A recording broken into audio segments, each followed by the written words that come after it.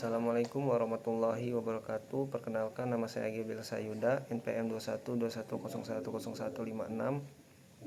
Di sini saya akan menjelaskan materi dari bab 1 sampai bab 11 mata pelajaran Hukum Perdata Internasional.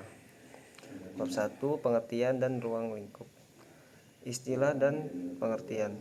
Istilah hukum perdata internasional yang digunakan di Indonesia sekarang ini merupakan terjemahan dari istilah bahasa asing, yaitu 1. Private International Law, 2. International Private Law, 3. Internationales Privarecht, 4. Droit International Priv, 5. Diritto Internazionale Privato.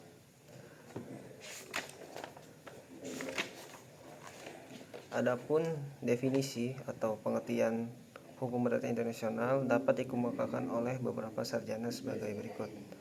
Dari R.H. Graveson yang dikutip oleh Bayu Seto memberikan definisi sebagai bidang hukum yang berkaitan dengan perkara-perkara yang di dalamnya mengandung fakta yang relevan dan berhubungan dengan suatu sistem hukum lain, baik karena teritorialitasnya atau personalitas yang dapat menimbulkan masalah, pemberlakuan hukum sendiri atau hukum asing untuk memutuskan perkara atau menimbulkan masalah, pelaksanaan yurisdiksi pengadilan sendiri atau asing.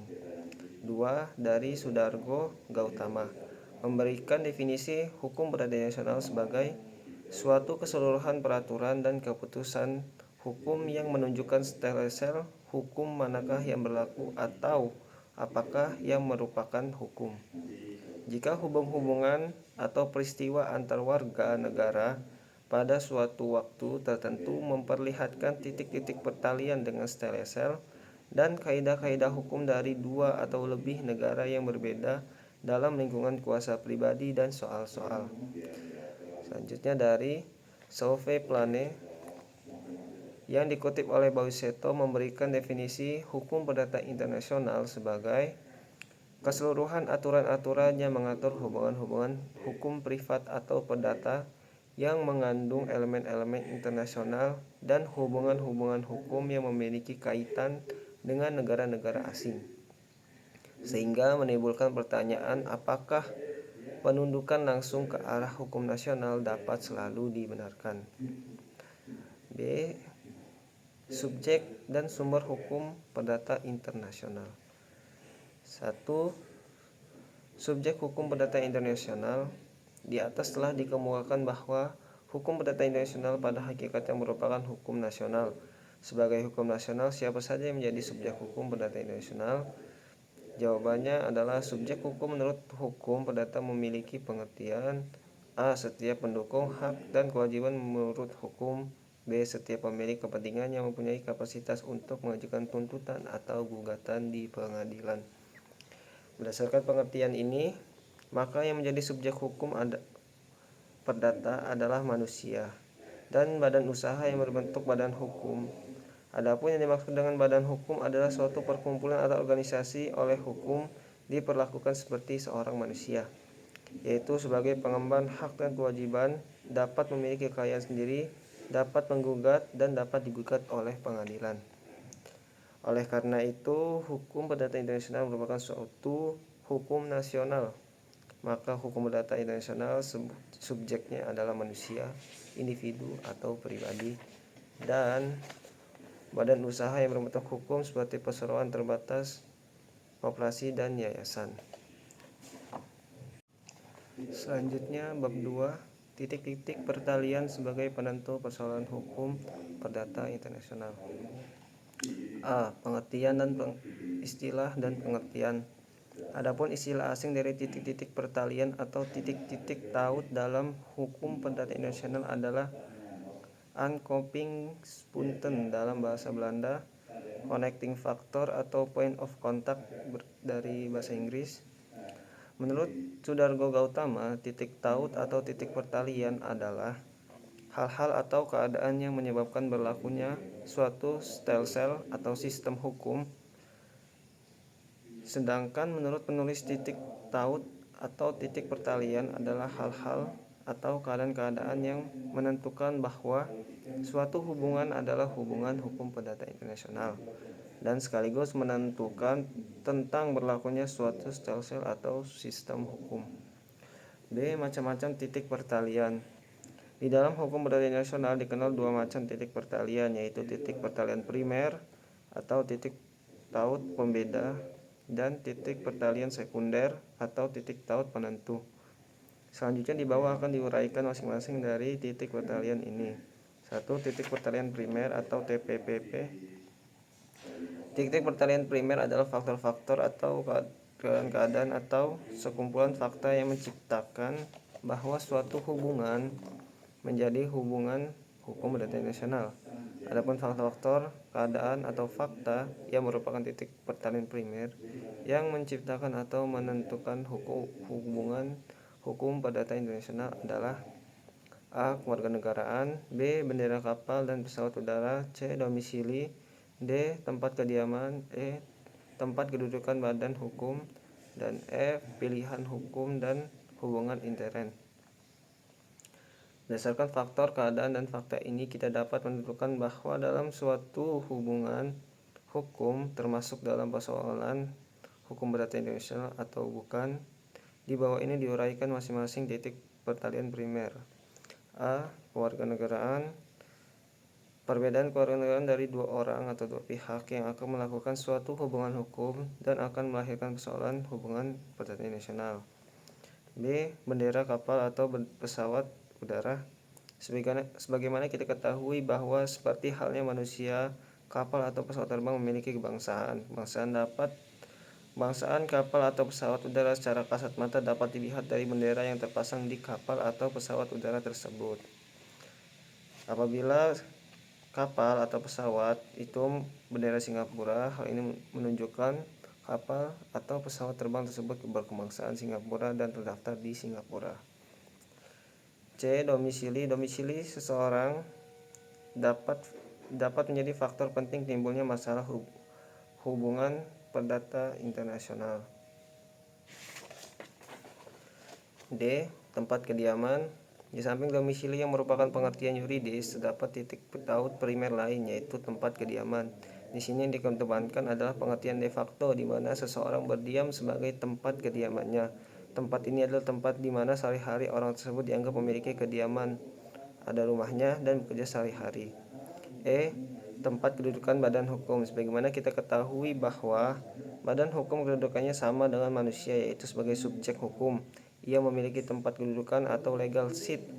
Persoalan mengenai tempat kedudukan badan hukum ini ditentukan berdasarkan pada tempat pendirian dan pendaftaran badan hukum yang bersangkutan, dan tentunya ditentukan oleh hukum positif dari negara-negara yang bersangkutan. E. Pemilihan hukum dan badan intern.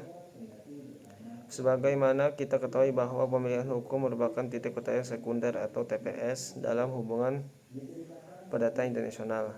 Misalnya, seorang pedagang WNI dengan seorang pedagang WN Jepang menentukan dalam kontrak jual beli barang mereka bahwa hukum perdata Indonesia yang akan berlaku, berarti ada pilihan hukum Indonesia. Selanjutnya bab 3, status personal dan asas-asas dalam penetapan kewarganegaraan dan domisili. A. Pengertian status personal.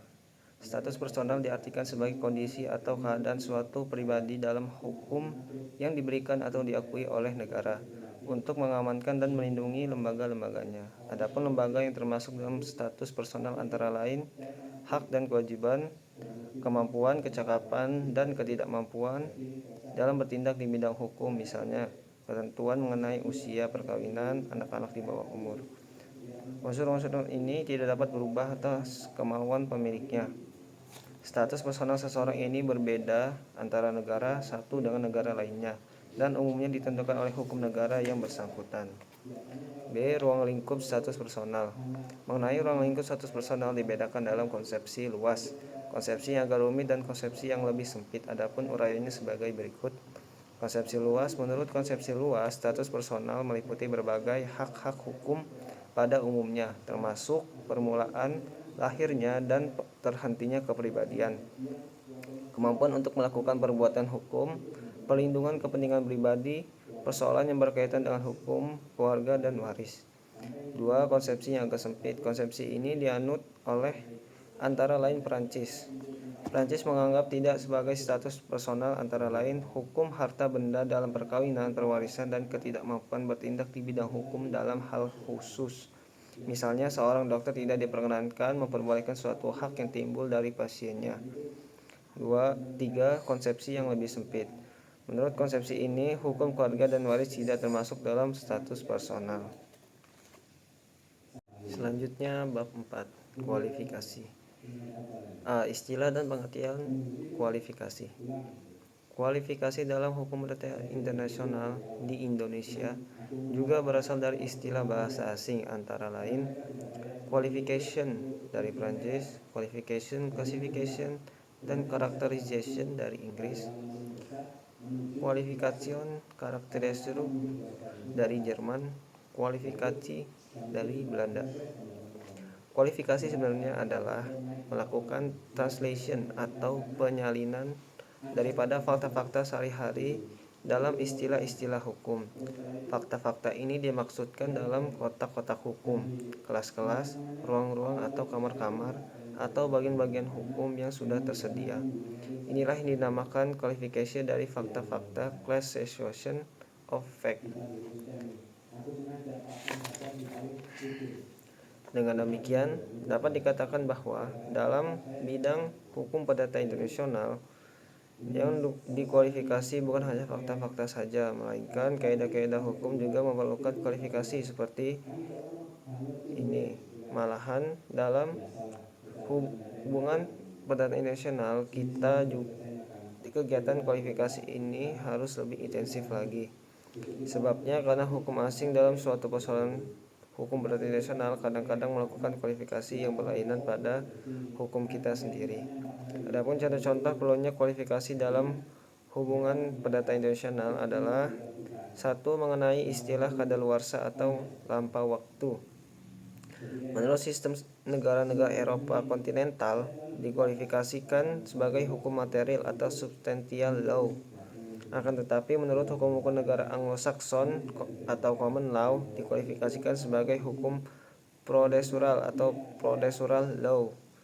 Jika sebagai procedural law maka harus ditentukan oleh lex fori. Jadi istilah kadaluarsa di atas walaupun bunyi istilah hukumnya sama tetapi isinya tidak sama.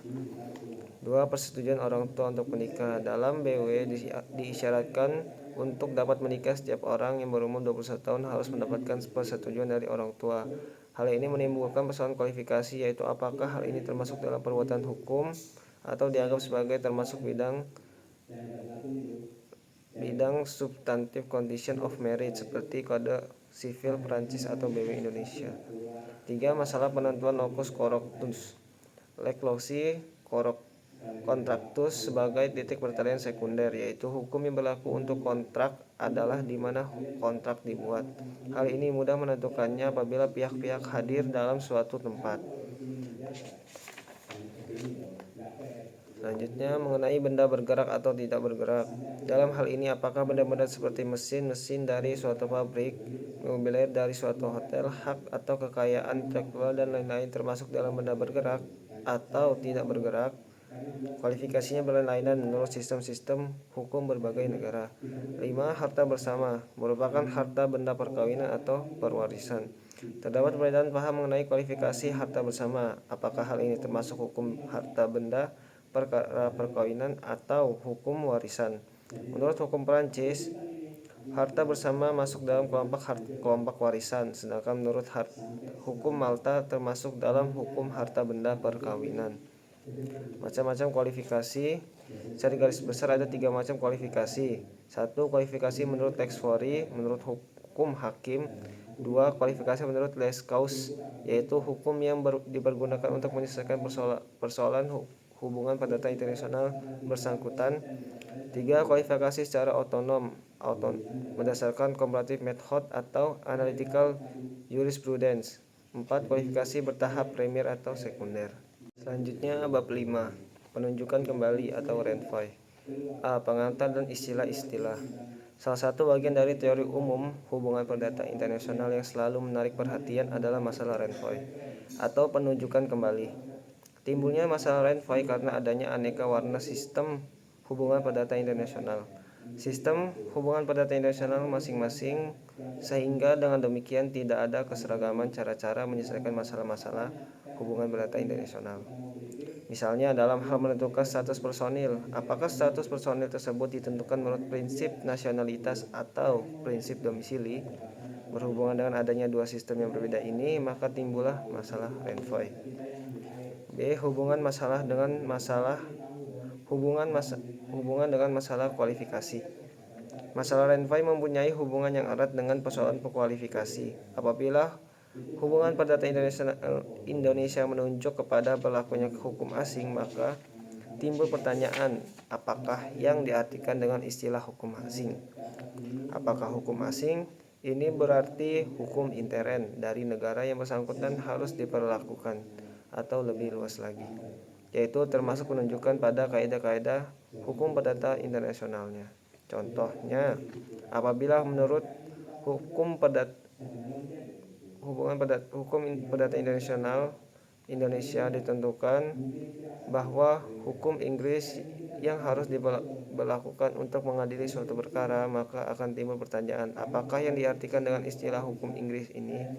Dalam hal ini dapat terjadi dua kemungkinan, yaitu A. Hukum intern Inggris, domestic municipal law, yang berlaku di negara Inggris untuk hubungan hukum antara sesama orang Inggris, atau B. Bukan saja hukum intern tetapi mencakup kaidah-kaidah hukum perdata internasional Inggris, jadi termasuk di dalamnya kaidah-kaidah mengenai choice of law hukum perdata Inggris. C. Pro dan kontra mengenai Renvoy. Terhadap lembaga Renvoy ini ada yang setuju pro dan ada yang pula tidak setuju. Adapun yang tidak setuju terhadap Renvoy berdasarkan alasan-alasan sebagai berikut. 1. Renvoy tidak logis. Apabila kita menerima Renvoy, maka akan terjadi penunjukan kembali secara terus-menerus dengan tidak adanya henti-hentinya suatu referring back ad infinitum, hingga akan terjadi suatu circulus vitosus, artinya tidak akan ada suatu penyelesaian, karena terus-menerus akan seperti orang main pingpong atau badminton, di mana bolanya akan terus saling dioper. 2. Renvoy merupakan penyerahan kedaulatan legislatif. Hal ini dianggap sebagai suatu virtual capitulation dari kaidah-kaidah hukum perdata internasional, choice of law rules. Seolah-olah kita mengkapitulasi kaidah-kaidah kita sendiri untuk kaidah-kaidah hukum perdata asing. Seolah-olah hukum perdata internasional asing menggantikan kaidah-kaidah hukum perdata internasional kita. Dalam hal ini, sovereignty hukum negara kita dibahayakan.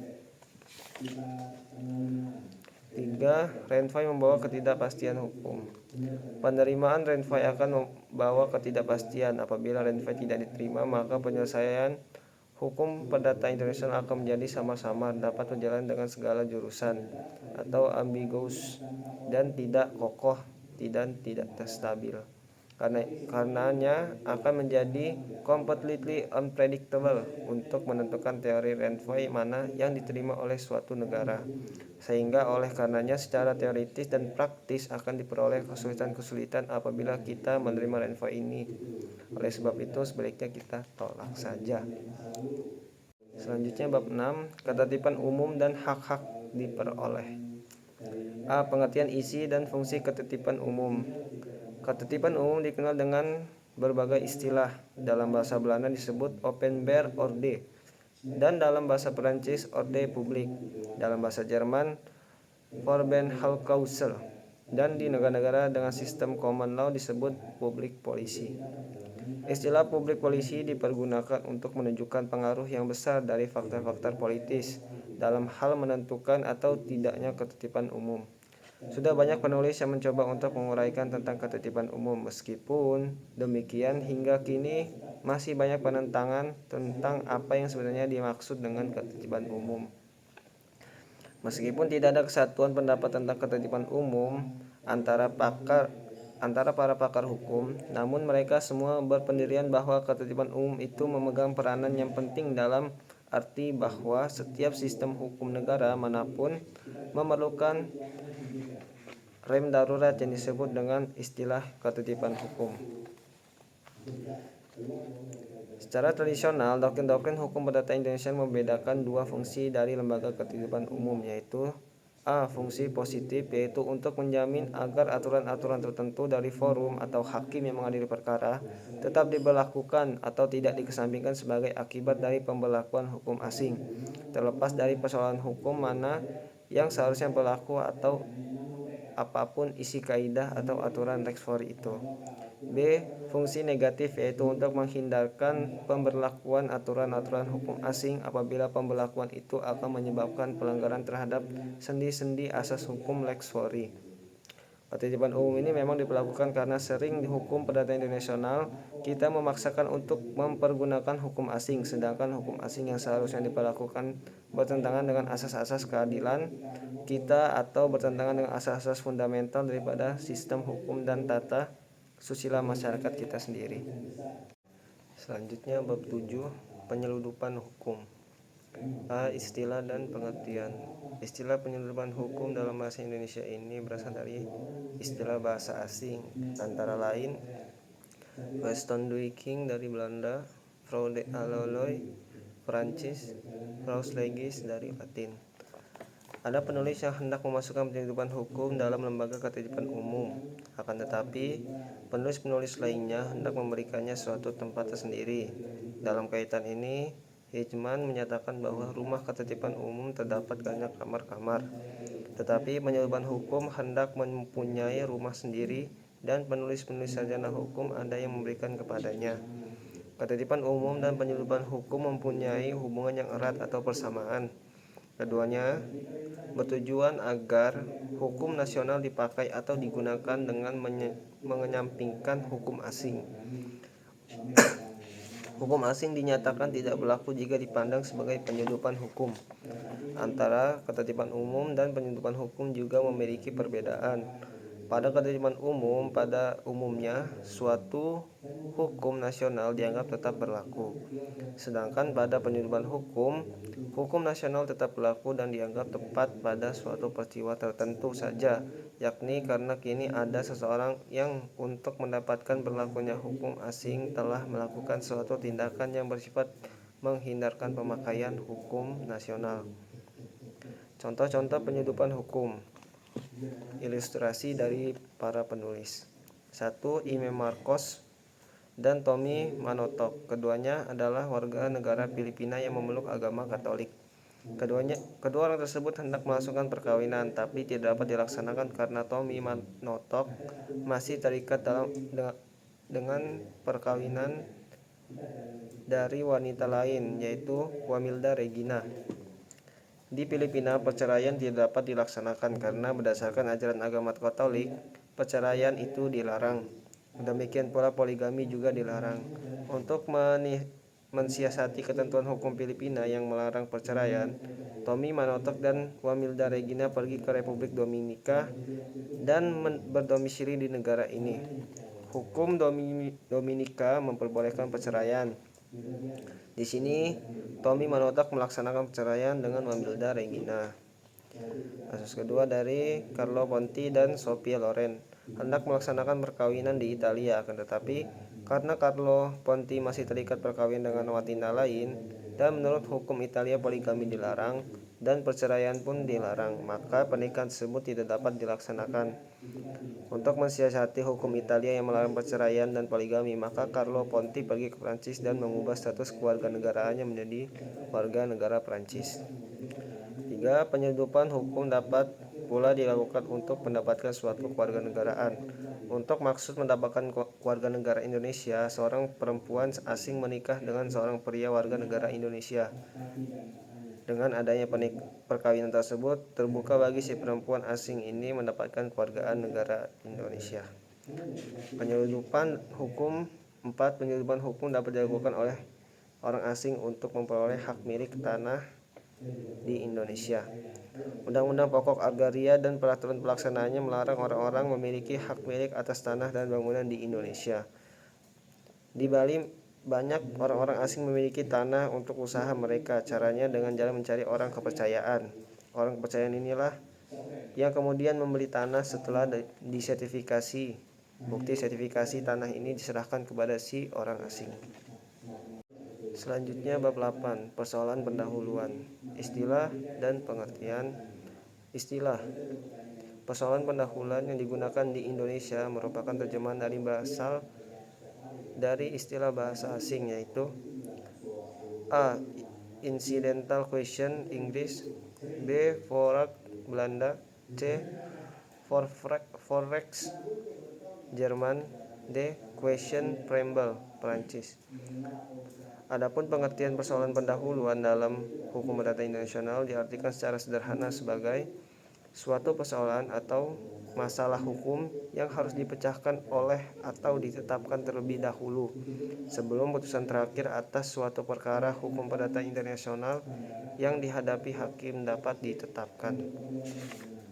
Pendapat lain dikemukakan oleh Sudargo Gautama yang menanyakan apakah yang diartikan sebagai persoalan pendahuluan keputusan terakhir dari suatu persoalan hukum perdata internasional yang diajukan di hadapan hakim suatu negara tergantung dari pemecahan terlebih dahulu daripada persoalan lain.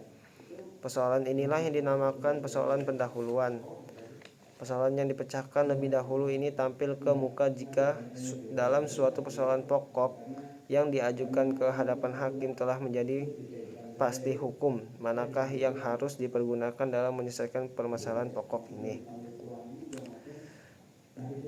B. Persoalan pendahuluan tahap kedua. Persoalan pendahuluan dapat muncul lebih dari sekali dalam serangkaian peristiwa tertentu. Misalnya, dalam masalah warisan, perlu ditentukan lebih dahulu sah atau tidaknya suatu kedudukan ahli waris atau kedudukan anak. Persoalan pendahuluan tahap pertama. Selanjutnya, untuk menentukan hal tersebut terlebih dahulu harus ditentukan apakah perkawinan kedua orang tua anak tersebut sah adanya. Persoalan pendahuluan tahap kedua. Apabila salah seorang dari kedua orang tua anak itu telah pernah kawin sebelumnya, maka perlu juga ditentukan apakah perceraian dari perkawinan terdahulu itu sah adanya. Persoalan pendahuluan ketiga. Proses tersebut dapat berlangsung terus-menerus hingga dianggap sudah tidak lagi menjadi persoalan pendahuluan. C. Persoalan pendahuluan. Persoalan pendahuluan dalam praktik jarang terjadi dan hakim pun tidak sering mempertimbangkannya. Hal ini disebabkan harus dipenuhi 3 syarat, yaitu 1. Bahwa dalam suatu persoalan hukum perdata internasional harus dipergunakan hukum asing. 2. Bahwa hukum perdata asing bersangkutan harus lain hasilnya daripada kaidah-kaidah hukum perdata internasional forum SAM hakim. 3. Bahwa kaidah material dari kedua stelsel bersangkutan juga harus berbeda adanya. Selanjutnya bab 9, pilihan hukum.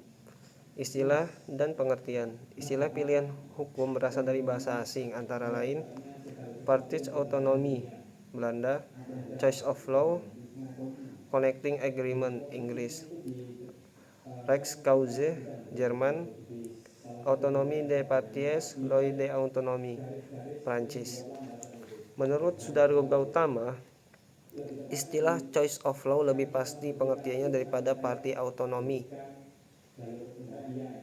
Istilah party autonomy sering dipahami secara keliru dalam hukum bisnis internasional, sehingga menimbulkan pemikiran ke arah yang sebenarnya tidak cakup oleh istilah tersebut. Istilah otonomi atau otonom mengandung pengertian menentukan sendiri hukum yang harus berlaku bagi mereka. Secara hukum, para pihak tidak memiliki kemampuan untuk membuat sendiri undang-undang bagi mereka. Tidak ada kewenangan untuk menciptakan hukum bagi para pihak yang berkontrak. Mereka hanya diberikan kebebasan untuk memilih hukum mana yang mereka kehendaki untuk diterapkan bagi kontrak yang mereka buat, dan tidak diberikan kewenangan untuk secara otonom menentukan sendiri hukum yang harus berlaku bagi mereka. Dalam kaitan ini, Kelewitz menyatakan yang artinya itu hanyalah kebebasan untuk memilih, bukanlah hak untuk mengatur sendiri. Pilihan hukum choice of law adalah kebebasan para pihak untuk memilih atau menentukan hukum yang akan diberlakukan dalam suatu kontrak. Tujuan penerapan pilihan hukum adalah perlakuan sama untuk kasus serupa dan pengembangan kepentingan tujuan dan kebijakan masyarakat. B. Macam-macam pilihan hukum. Menurut Saudargo Gautama, secara teoritis ada 4 macam pilihan hukum, yaitu 1. Pilihan hukum secara tegas, 2. Pilihan hukum secara diam-diam, 3. Pilihan hukum secara dianggap, dan 4. Pilihan hukum secara hipotetis. Di bawah ini akan diuraikan satu persatu tentang pilihan hukum ini. 1. Pilihan hukum secara tegas. Pada pilihan hukum secara tegas, para pihak yang mengadakan kontak secara tegas dan jelas menentukan hukum negara mana yang mereka pilih.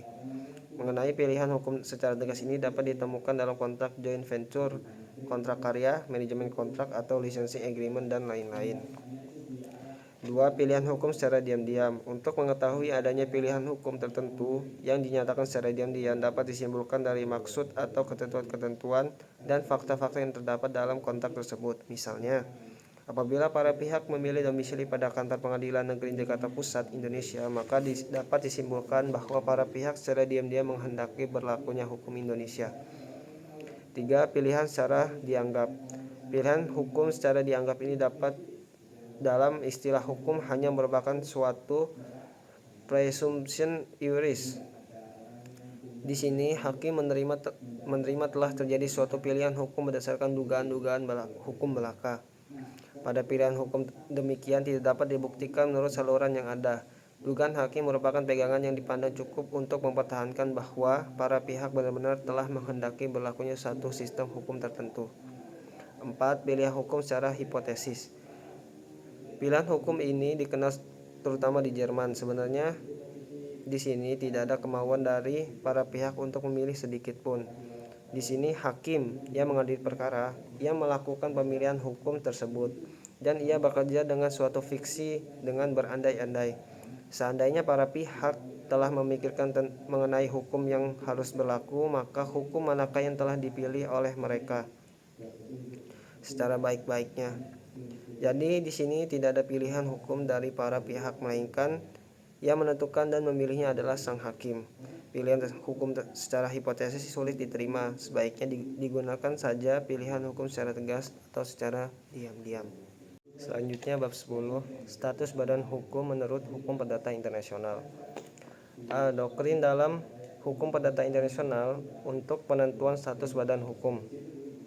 Kegiatan usaha khususnya perdagangan barang maupun jasa dewasa ini banyak dilakukan oleh perseorangan maupun perusahaan yang berbentuk badan hukum. Oleh perseorangan maupun perusahaan yang berbentuk badan hukum. Adapun yang dimaksud dengan badan hukum menurut Subekti adalah suatu perkumpulan atau organisasi yang oleh hukum diperlakukan seperti seorang manusia, yaitu sebagai pengemban hak dan kewajiban, dapat memiliki kekayaan sendiri, dapat menggugat dan digugat di muka pengadilan. Definisi di atas menunjukkan bahwa badan adalah subjek hukum di samping manusia.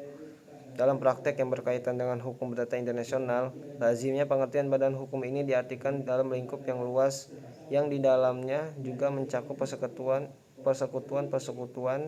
tidak berbadan hukum pada kenyataannya dapat diberlakukan seperti suatu badan hukum.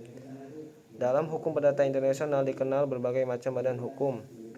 Untuk penggolongan badan hukum ini, Sudargo Gautama mengemukakan sebagai berikut.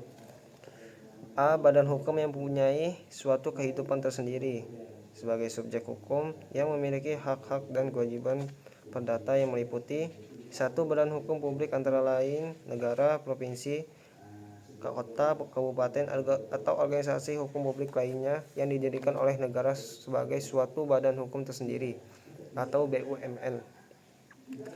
B. 2.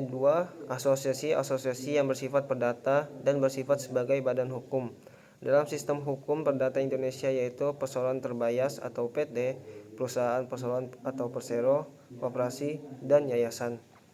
B. Asosiasi yang tidak berbadan hukum yang dalam praktek hukum perdata internasional sering diperlakukan seperti layaknya suatu badan hukum yang meliputi persekutuan dagang, dan persekutuan perdata pada umumnya.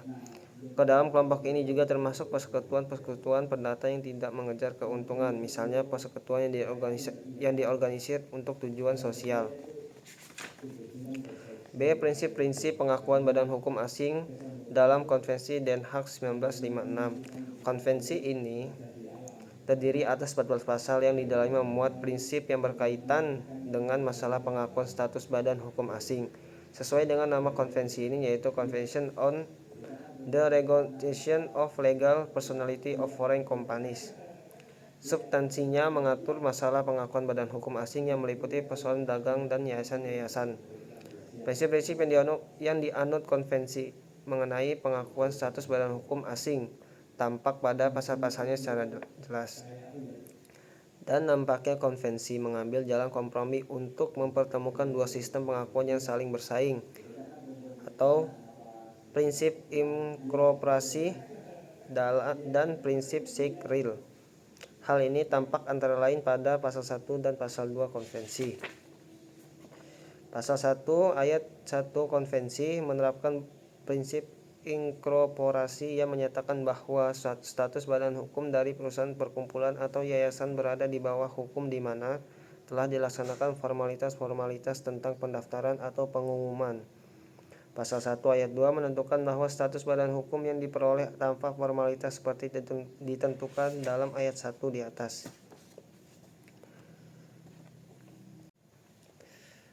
Selanjutnya bab terakhir, bab 11. Asas-asas umum hukum perdata internasional dalam beberapa bidang hukum keperdataan. A. Pengantar.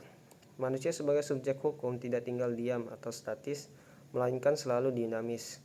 Dalam upaya untuk memenuhi kebutuhan hidupnya dan kodratnya sebagai manusia, ia akan selalu berinteraksi dengan manusia lainnya dan dengan subjek hukum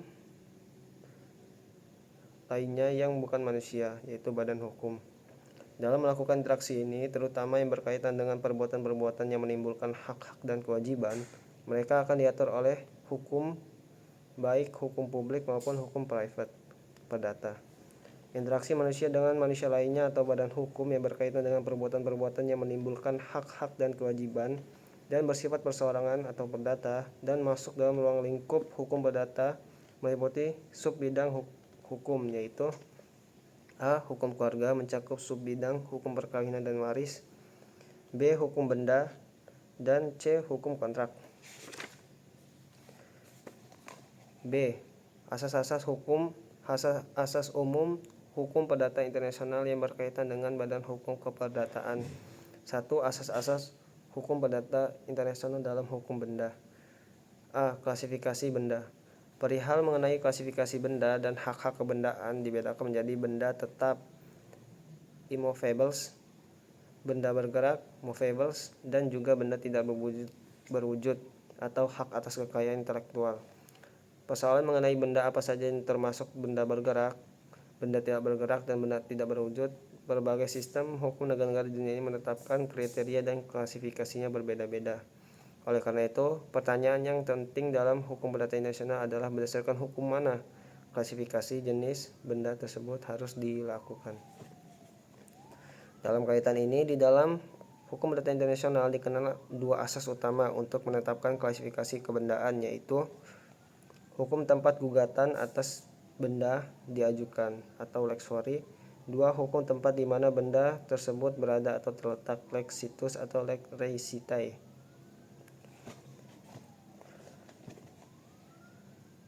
Adapun mengenai klasifikasi benda dibedakan sebagai berikut. 1. Status benda bergerak. Penetapan status benda bergerak ditentukan berdasarkan asas-asas hukum perdata internasional sebagai berikut. A. Hukum tempat pemegang hak atas benda tersebut memiliki kewarganegaraan atau asas nasionalitas. B. Hukum tempat pemegang hak atas benda tersebut berdomisili atau asas domisili. C. Hukum tempat benda terletak atau lex situs. Asas-asas yang disebutkan dalam poin A dan B di atas sebenarnya dilandasi oleh hukum lain, yaitu mobilia secuntur personae. B. Status benda tetap. Asas umum yang diterima di dalam hukum perdata internasional tentang benda tetap, bahwa status hukum benda tetap ditentukan oleh hukum di mana benda tak bergerak, itu berada atau lex laicitae atau lex situs. Pandangan ini dianut oleh Indonesia sesuai pasal 17 AB.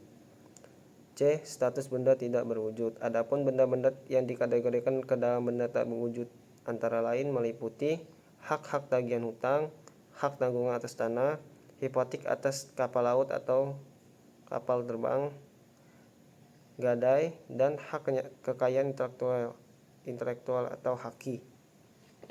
Baiklah, sekian dari penjelasan materi bab 1 sampai bab 11. Kurang dan lebihnya saya mohon maaf. Billahi taufiq wal hidayah. Wassalamualaikum warahmatullahi wabarakatuh.